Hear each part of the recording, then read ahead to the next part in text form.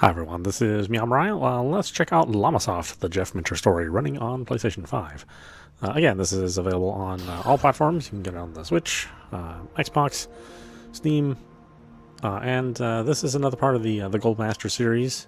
I think the last time we covered a Gold Master series game was for the Atari anthology, where we covered like the history of Atari, from its early years, to when it was established to what it is today. And now they're doing the second of the series that covers Jeff Minter. Now, Jeff Minter is not like a really very well-known game maker, depending on what kind of games you play and whether or not you were in Europe or in America, or if you were part of the the Commodore and the Amiga scene. But I think if people are familiar with him, then they're familiar with his take on Tempest, whether it be Tempest 2000 or 3000 or 4000. Let's check out a little bit of this. Obviously, we're not going to go through all of the content, but we'll cover a little bit, right? I like the idea behind these Goldmaster series because they're documentaries, but they're documentaries you get to play. So it's like you're going into a museum, but the museum is interactive, which is the way it should be. Okay, Llama takes flight in the memories of the British gaming scene of the 1980s. No name looms as large as Jeff Minter, again, for the British scene, specifically for the Commodore scene. A self-taught coder with an innate feel for what made video games fun, Jeff wanted to bring the arcade action he loved to the home computers of the UK.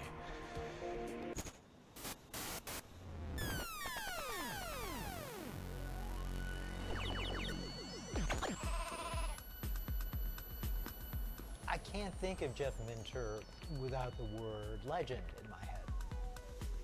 He's been around the industry for many years and still makes artful games that have influenced a great number of people. I always found Jeff and his games fascinating because, Jeff was so distinct and it's just so unlike anyone else.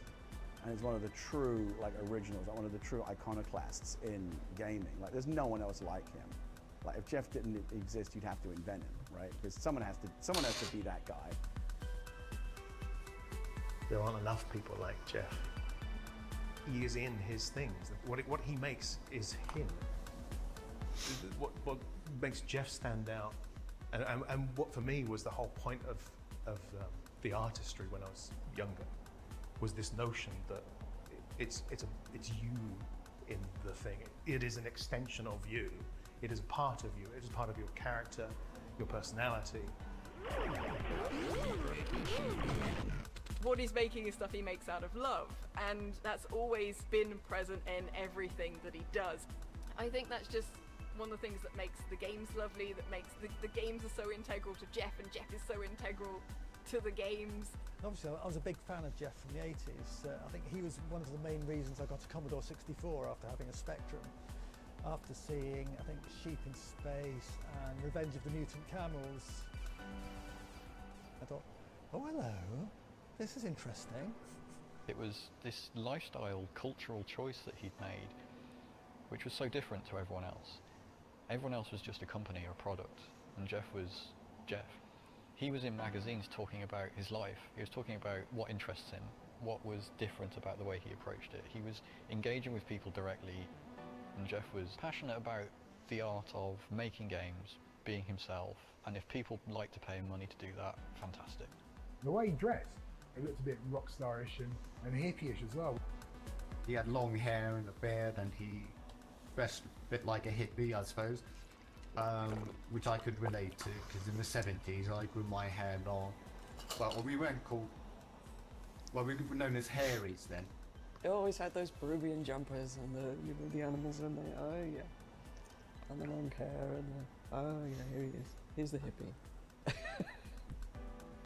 He had like an Afghan coat, sheepskin on the outside and the fluff down the front. Yeah. Oh yeah, I remember that. Very different from the other programmers that we met at those times. Very, very different. It's somewhere between being very rock star and not rock star at all. I can't quite decide. because he will just dress how he likes and speak his mind, and he's very lovely and very open to speaking with everyone. And it is very interesting to see someone who's never really fallen into the trap of wanting to conform to what the industry thinks anyone should be. Jeff's always just made peace, I think, with living in the sideline. He's never given up on game design as a discipline, as a vocation. It's all very much work, but it is like, you know, this kind of peaceful kind of compromise between, like, this is going to be the work, but I'm only going to agree to do this amount of work for something that I really love.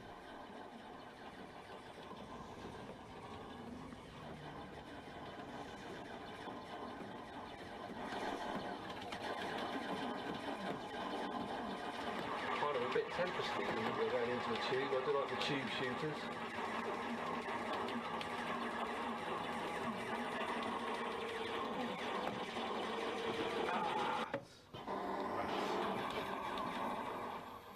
I've been lucky that I was so far in my career, I've always managed to work on stuff that I want to do, and I guess I just stubbornly want to carry on doing that, really. I don't want to sort of compromise that in order to potentially make more money or whatever. I'd say I'm definitely off mainstream. I have kind of a tangential connection to the traditional game dev scene, I think. I want to enjoy what I do. I want to feel happy with the things that I've made, and I want to make things that I want to play with.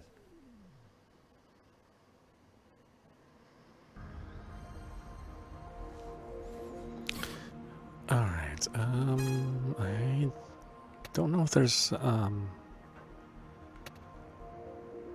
don't know if there's subtitles. It doesn't look like there is. It's kind of a strange thing not to have in a documentary, at least in this day and age. Yeah, it doesn't look like it. Yeah, it's super weird.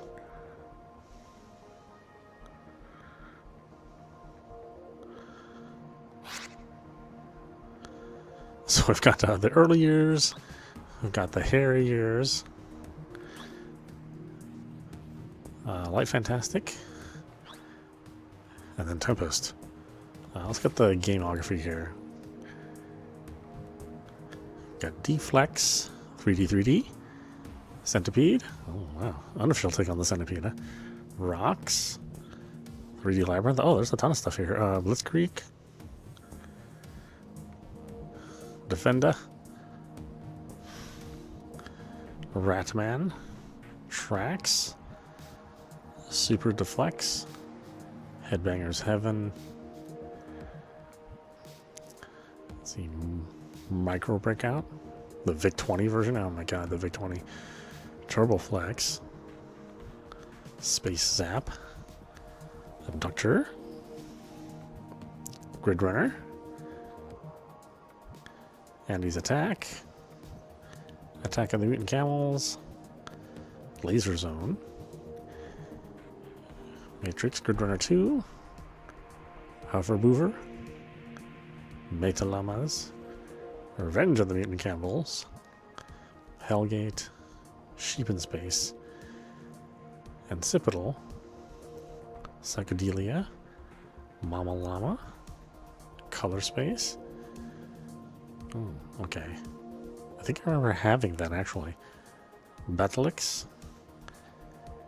Iridus Alpha, Void Runner, Revenge of the Mutant Camels 2, Tripathon, Super Gridrunner, Attack of the Mutant Camels 89.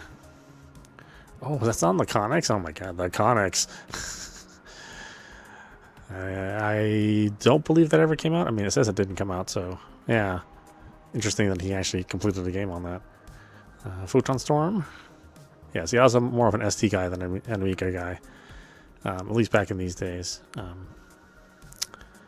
Though admittedly, the Amiga had the edge over the ST in terms of its like performance and visuals, but you know, for a little bit less, you still got something that was pretty good. Defender 2, Llamatron, Hardcore, Llamasoft, The Incredible Tempest 2000. I think that's kind of like the pinnacle of his creations. Well, actually, Tempest 4000 is pretty good. Oh, we actually had the VLM in here. To me, this is one of the best reasons to have the Jaguar CD is the VLM. Defender 2000, which is nice to have. This game is very hard to get a hold of. Very few copies made, and it's a really, really good version of Defender. The Tempest 3000 that ran on the Nuo, or the Nuon, sorry, which actually I still have one of those DVD players with Nuon. VLM 2, Gridrunner Plus, Hover Boover 2, Grand Theft Limo. Okay, yeah. Deflex, Unity. Oh, it was canceled. Okay. Yeah, I was wondering why I never heard of it on the GameCube, really. Neon. Oh, that's right. This was VLM for 360. Space Giraffe. Gridrunner Revolution. The Minotaur Project. TXK. That was on the Vita, yeah. Minotaur Rescue VR for the Oculus Rift. Polybius. Tempest 4000. Oh, that's interesting that they're including Tempest 4000 in here. That's like a separate title. I'm surprised it's packed into this one. Oh no, this is not necessarily you can play these. This is just the gameography. Okay, Minotaur Arcade, Moose Life, Aka R, which I actually just bought. We'll cover that a little bit later in the week. But yeah, that's a VR game, PlayStation VR or PlayStation VR 2. So pretty interesting.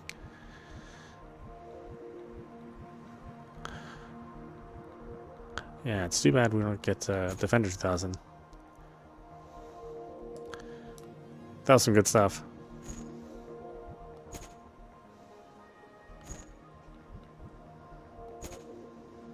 Yeah, the VLM was cool. I don't really feel like the Xbox version of the VLM was quite as nice. There's really something about that Jaguar CD version. You know, when you put your music in there, that it reacted so well. And I think because the visuals are so I don't know, so artistic, right? I mean, they're very you know, they have like relatable patterns, but nothing that's super recognizable. I don't know. There's just something about turning that on with the Jaguar CD. Headbanging 7, yeah, okay. Matrix for the VIC-20, Laser Zone. Yeah, there's actually quite a few games on here. I wasn't expecting there to be this many titles. This is probably the most titles they've ever had on one of these, you know, documentary / game collections.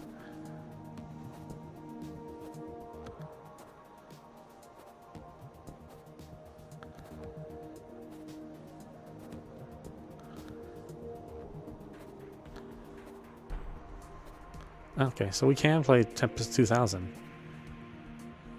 and Gridrunner Remastered, although I think this is made just for this. Let's hit T2K, huh?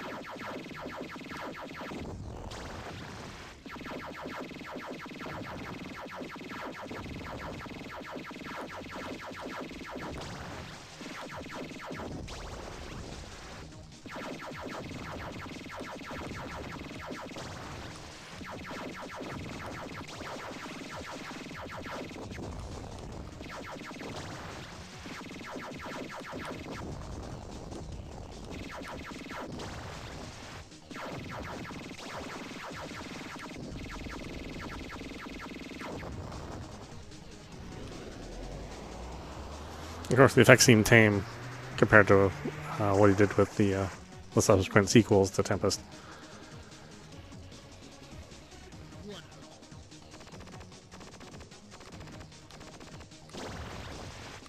I think some of the unsung heroes are the musicians behind the game as well.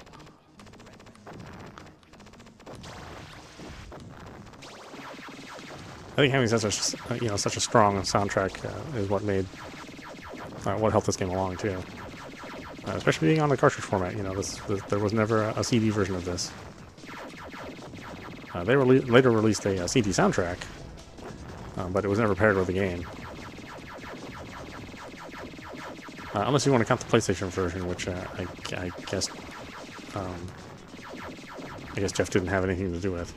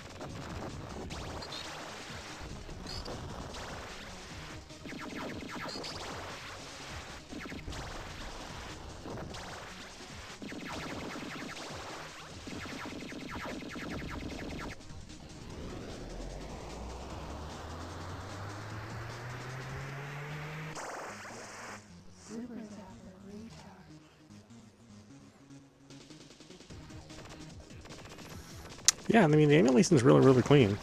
The Jaguar is a very, very difficult machine to emulate, and a lot of the games worked really through bugs in the hardware. So to emulate the bugs in the hardware is, pretty challenging.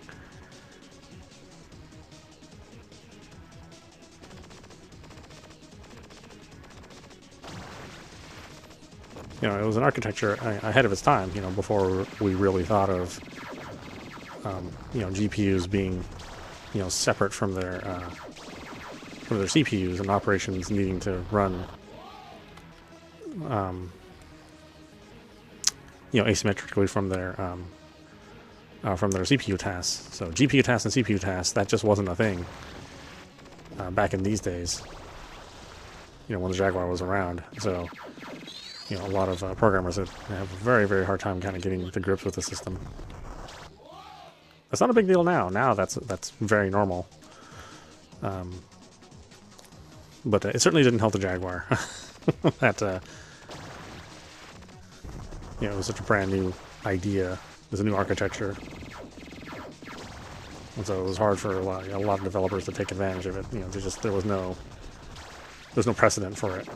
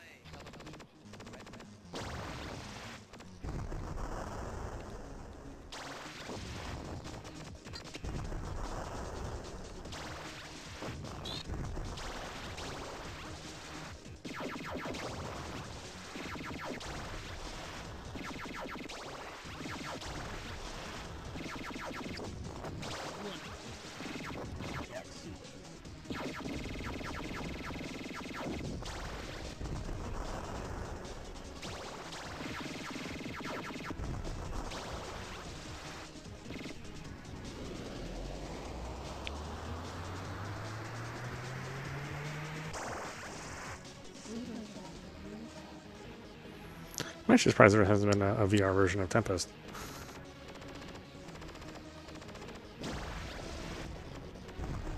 Seems like kind of a right property for that. You know, maybe when he makes Tempest 5000, if that ever comes to fruition.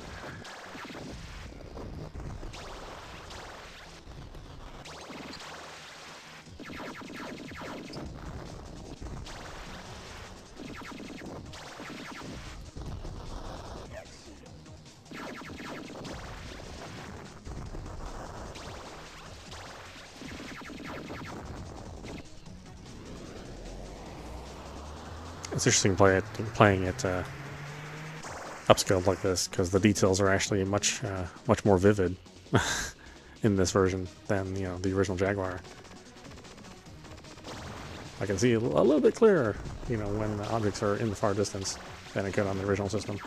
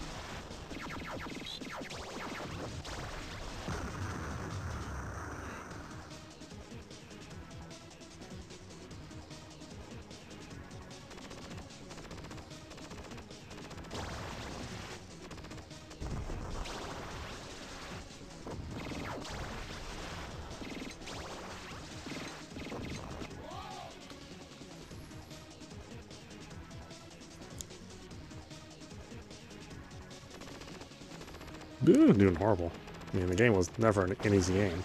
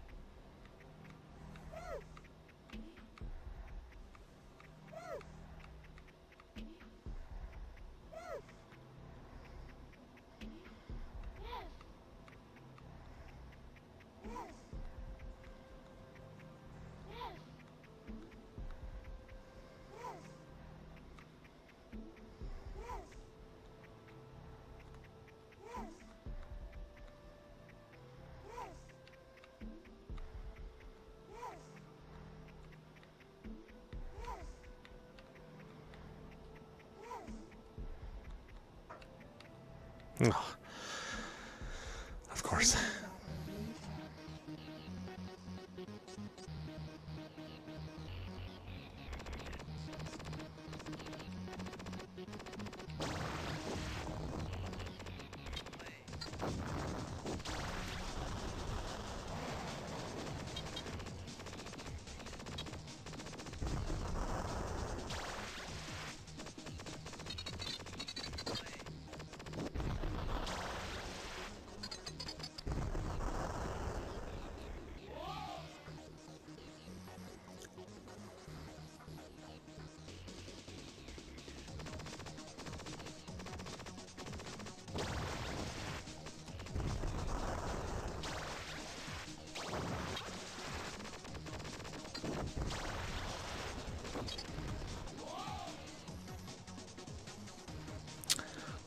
I didn't see it over there.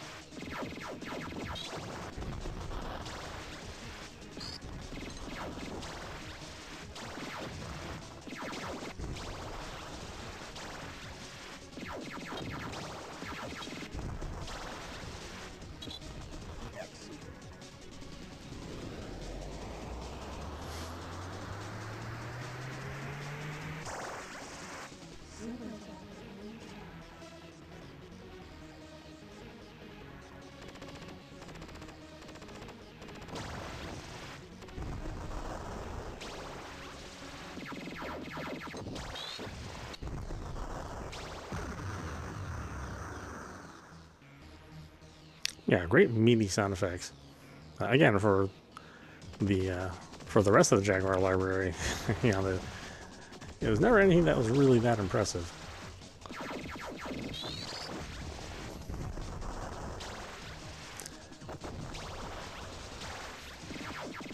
And you know, because these graphics are so abstract, you know, it falls under less scrutiny.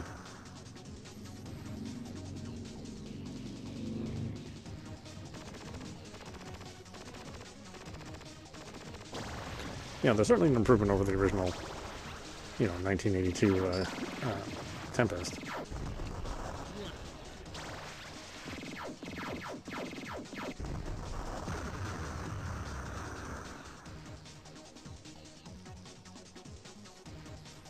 And the gameplay is expanded pretty greatly. So as far as the sequel goes, you know, it's very successful. Giving you some of the old, but you know, ingesting like lots and lots of new things as well.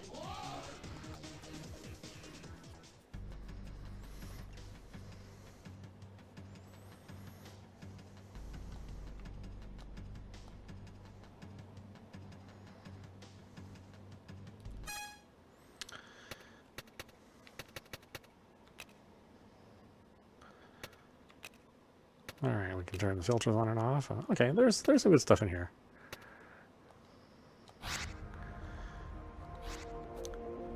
Let's see, then Gridrunner 2023. Okay, so this was made for this collection.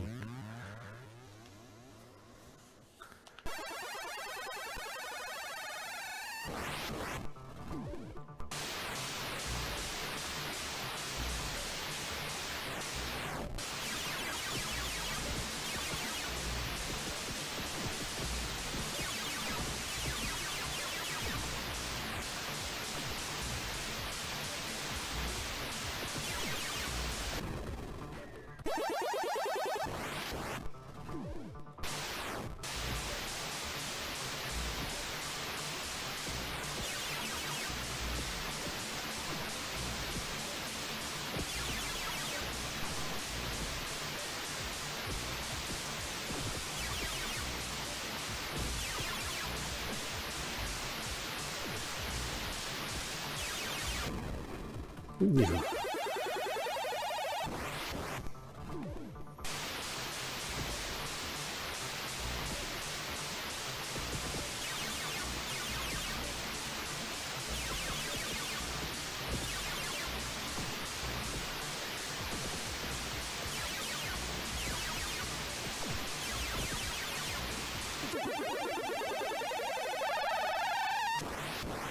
Oh man, this is loud.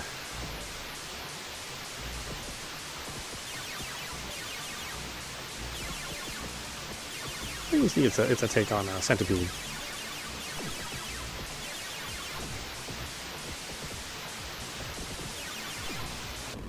Ugh.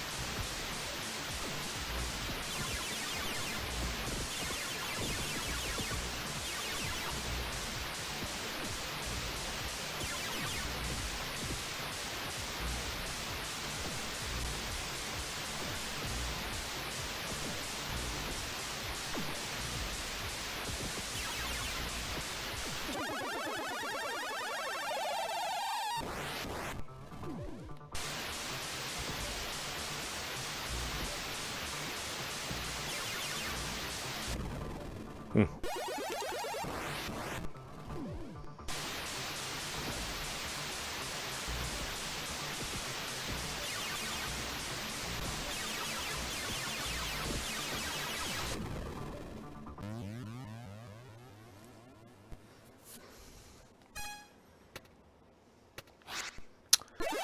Let's try one more.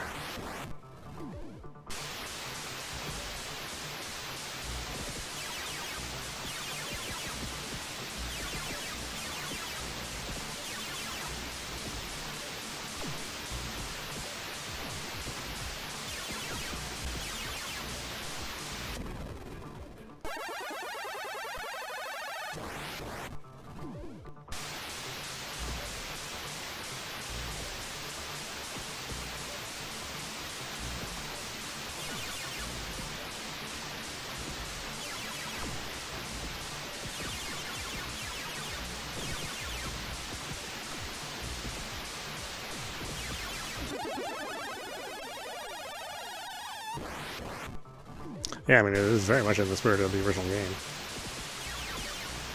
It sort of alters the perspective a little bit, the playfield.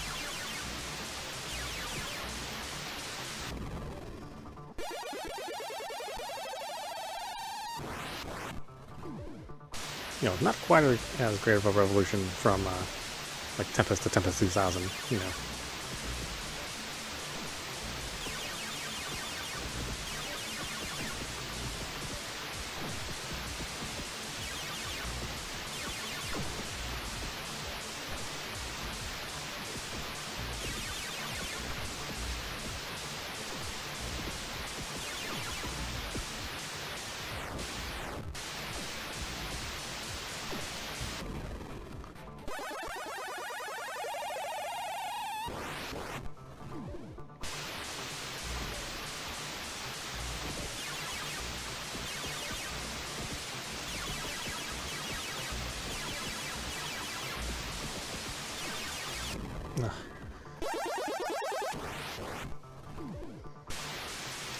That's a lot of stuff to pay attention to.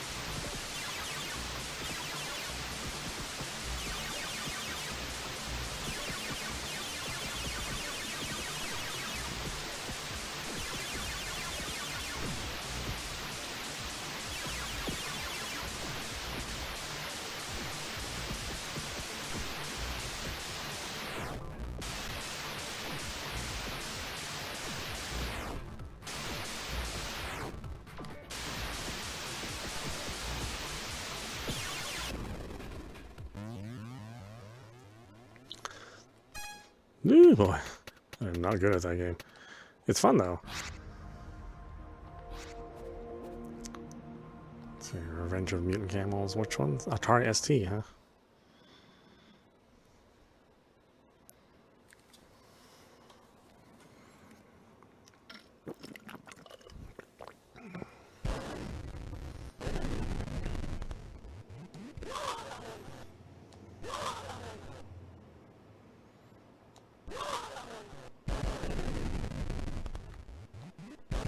Oh, that's right. It's up to jump. Again, it's an English game.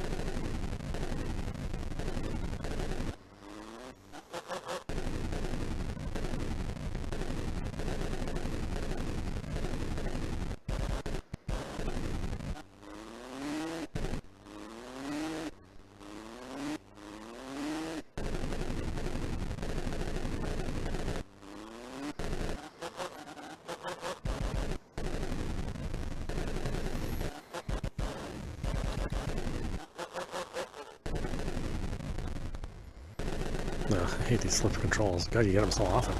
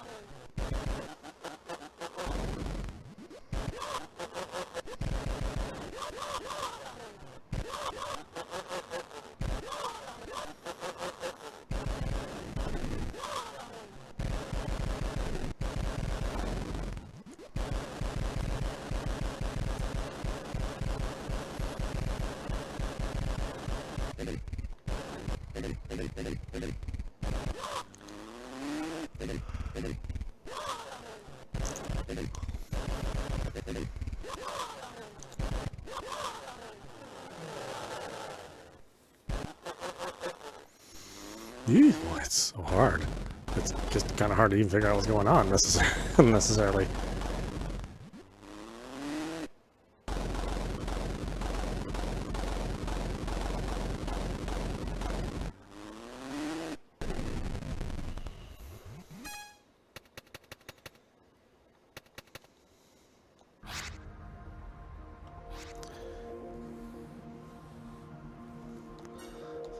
Llamatroff 2112.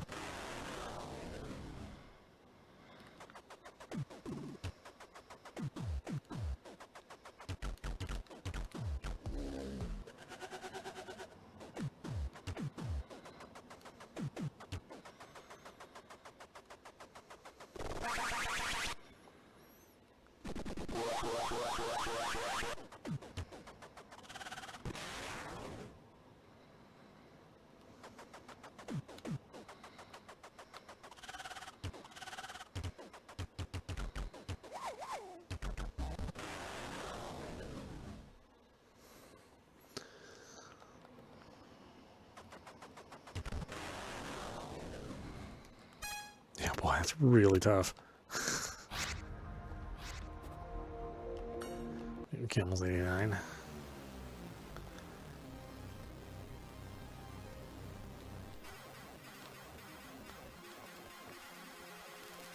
Oh, that's right, it's a Defender.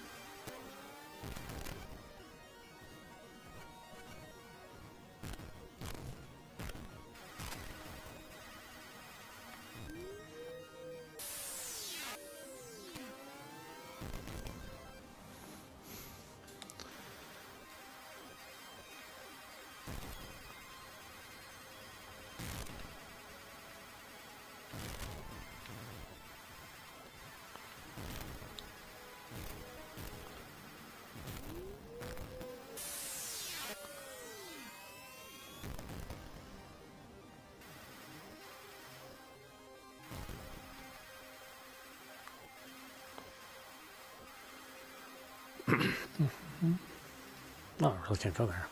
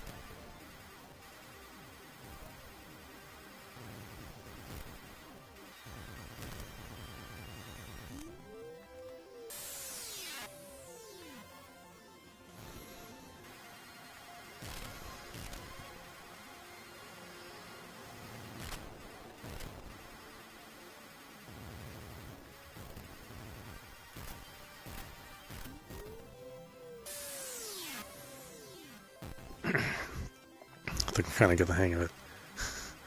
It's just a little strange with their shipping so large.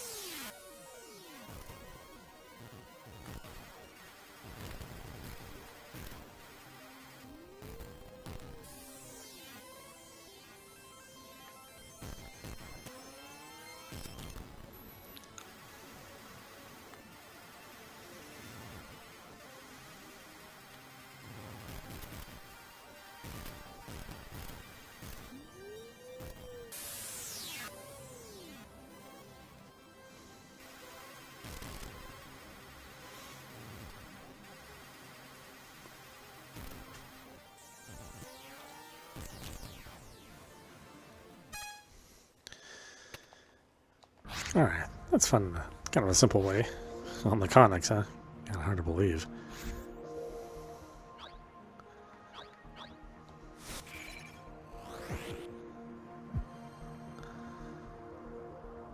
Let's see, where are all the consoles? While the game consoles from Nintendo, Sega, and others were very popular in the US and Japan during the 8-bit era, that was not the case in the UK, where neither the NES nor the Master System made significant inroads. Games business was still dominated by computers, which were open platforms friendly to indies like Llamasoft, but this status quo was changing as 16-bit system and game systems emerged.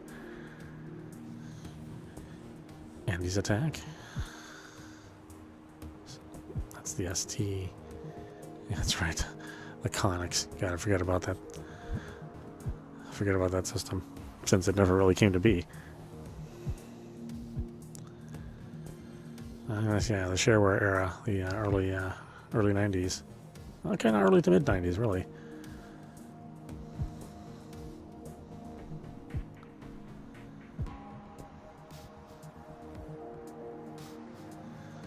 So today, Llamasoft is a two-man operation. Jeff's partner and co-developer, Ivan Giles Zorzan, has been instrumental in keeping Llamasoft games flowing in an increasingly complex game industry.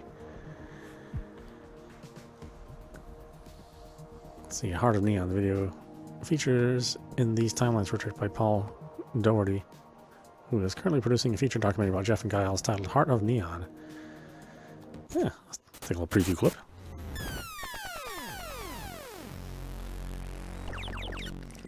The first Jeff Winter game I bought was a game called Abductor. The aliens would swirl in at the top and swoop down and you had to shoot them.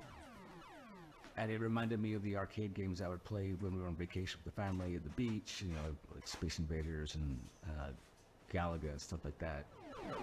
That had that simple arcade experience that I liked. So I was familiar with Llamasoft and Jeff Minter's name. So when Gridrunner came out, I'm like, well, of course, I'm on board for that. And that was the one. That was the game. This game, there's something about it that was transformative. This person who made this game understood all the things I loved about arcade games. I played it to death. When I became a filmmaker, I wanted to make a film about video games because the first proper job I had was in video games. I was a video game graphic designer in the mid to late 80s. It would be my first career. I was super nostalgic for it. And the difference between the way it is now and the way it was then, I thought there was a story there. So I cast about for story. A friend of mine who I used to work with in the games industry said, well, you should do a film about Jeff. Jeff's career spans the history of the 80s, 90s, 2000s, 2010s. That's generations of like hardware technology and game development, and like the business has evolved so many times. Jeff could be the constant throughout that story. Each game shows you a snapshot of history at that time. And it's a unique opportunity to show the development of an artist and the development of the medium that he's working in, and encapsulating that in the story of a guy's struggle to get his art out into the world. That was a sketch that I went into production with. What happened through those interviews, something much more compelling to me emerged out of it. I was aware that Jeff had done a light synth. Light synth has been like Jeff's passion project since the early 80s. And then I didn't make the connection at first. Jeff would have these parties at the farm every weekend at one point, and they were doing this thing with this light synthesizer. One of them would DJ, and they would party all night till the sun came up. And Jeff talked about it in the context of how they became really close friends during this, and it was a magical time that could never be repeated kind of thing. But what he was really telling me was about this project he and his friends developed and presented to Microsoft. A project that would change everything Jeff did for the rest of his career. What they were making was something Jeff would call neon. And neon is something that defines Jeff, and the relationship Jeff has with his fans. You know, it meant something. I wanted to find out what that was. A lot of people understand that they feel connected to a musician or a singer. Lots of people feel connected to an actor or a writer. But it's rare to say that people feel connected to a video game designer. And I met a bunch of people who all said it and meant it in a way that was real, in a way that was completely unexpected to me.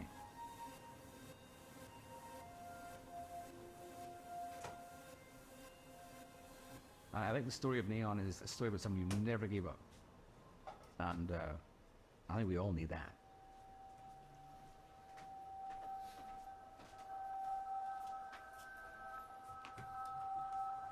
I was 13 or maybe even younger than that. I can remember lying in the dark, listening to music. And in my head, I would imagine like sort of abstract geometric shapes, sort of doing stuff in time to the music.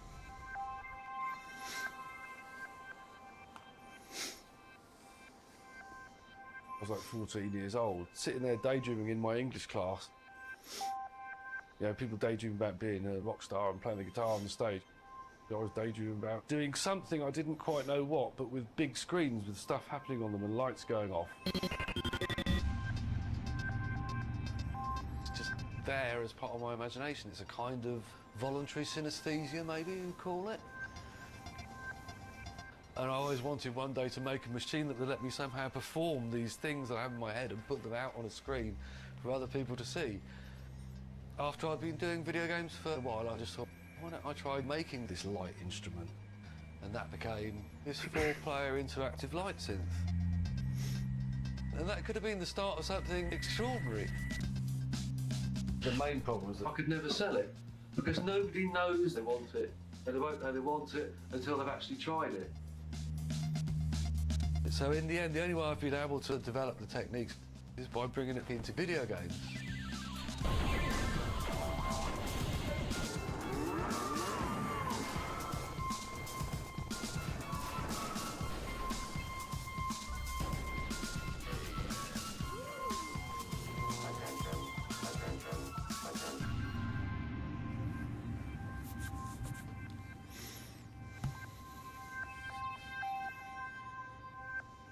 Jeff's story ends up being kind of like a road trip through video game history, but the road keeps going. I mean, this guy's been around for so long.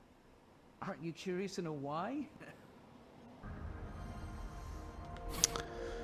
Alright, so there you go. Why don't we stop it there? This is meowmurai. You've been watching Llamasoft, the Jeff Minter story.